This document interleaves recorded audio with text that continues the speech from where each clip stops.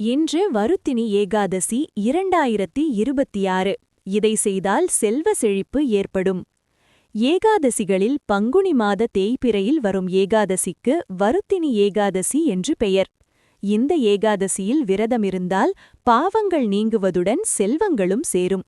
இந்த நாளில் விரதமிருப்பது தங்கத்தை தானம் செய்வதை உயர்ந்த பலனை தரும் என பகவான் கிருஷ்ணரே சொன்னதாக ஏகாதசி புராணம் சொல்கிறது. இந்த நாளில் வேறு என்ன செய்தால் செல்வ செழிப்பு ஏற்படும் என்பதை தெரிந்து கொள்ளலாம். அதுக்கு முன்னாடி நம்ம சங்கி கிரிஷ் ஆர்கே சேனலை பிடிச்சிருந்தா லைக் பண்ணுங்க, ஷேர் பண்ணுங்க, அப்படியே மறக்காம சப்ஸ்கிரைப் பண்ணிக்கோங்க. திதிகளில் 11வது திதியாக வருவது ஏகாதசி.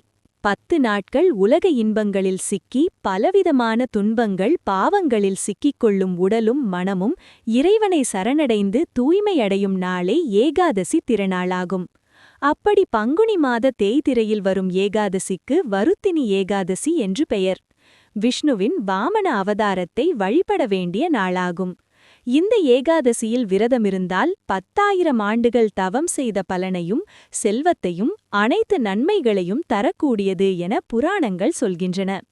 வருத்தினி ஏகாதசி விரதத்தின் மகிமைகளை பகவான் கிருஷ்ணனே அர்ஜுனனுக்கு சொன்னதாக ஏகாதசி புராணம் விவரிக்கிறது. அதில் கிருஷ்ணன், விரதங்களில் வருத்தினி ஏகாதசி விரதம் தனித்துவம் வாய்ந்தது. பொதுவாக ஏகாதசி விரதமிருந்தால் பாவங்கள் தீரும் என்பது ஐதீகம். வருத்தினி ஏகாதசியோ பாவங்களை தீர்ப்பதோடு சகல செல்வ வளங்களையும் அருளக்கூடியது.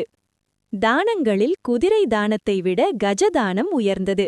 கஜதானத்தை விட பூமி தானம் உயர்ந்தது. பூமி தானத்தை விட தானம் உயர்ந்தது என்கிறார்கள். ஸ்வர்ண தானத்தையும் விட உயர்ந்த தானம் அன்னதானம்.